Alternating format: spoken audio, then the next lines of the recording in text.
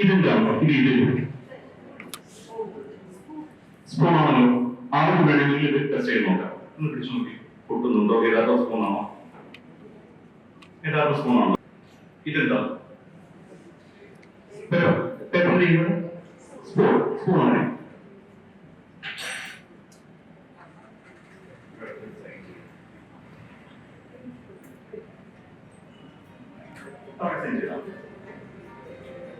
ഇത് മെക്കാനിസം എന്തിനാ?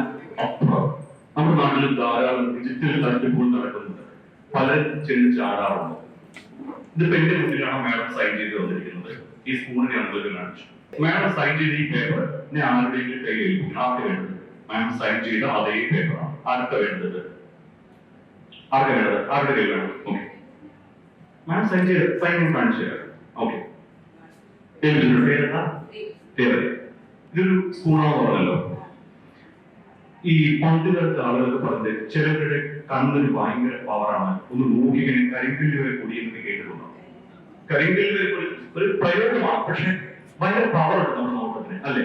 അപ്പോ മേഡം കൈ നീട്ടി രണ്ട് കൈ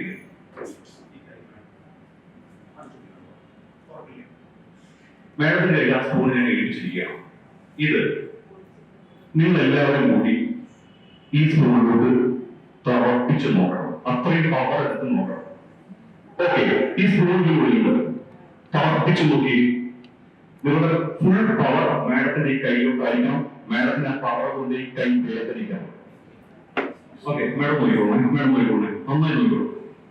മാഡത്തിന്റെ കൈയിലോട്ട് ഇവരുടെ എല്ലാം പവർ വീണുകൊണ്ടിരിക്കുകയാണ്. നല്ല ശക്തിയിലാണ് വീഴുന്നത്. ഓക്കെ, മാഡത്തിന്റെ കൈ ചെറുതായി പെയിൻ തുടങ്ങും, മെല്ലെ താഴാൻ തുടങ്ങും. നല്ല പെയിനുണ്ട്. എല്ലാവരുടെയും ശക്തി ഇവിടെയാണ്. ആ സ്പൂൺ അവിടെ നിന്ന് പൊട്ടുമ്പോ തുറന്നു.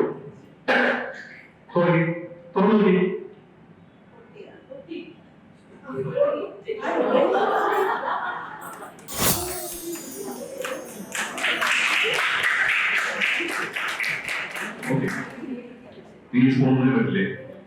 അപ്പൊ ഞാൻ മാഡത്തിനൊരു പേപ്പർ കാണിച്ചു. ഇതേപോലെ ഒരു പേപ്പർ സാധാ സ്പൂണായിരുന്നു കൊടുത്തത്, അല്ലേ? ആ പേപ്പർ മാഡം സൈൻ ചെയ്ത പേപ്പർ ഒന്ന് തുറന്ന് ഒരു മിസ്സിന് കാണിച്ചേ.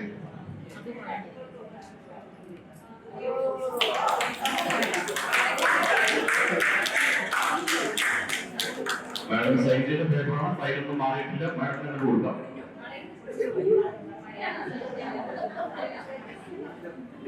ഇതിൽ നിന്ന് നിങ്ങൾക്ക് എന്താണ് മനസ്സിലായത്?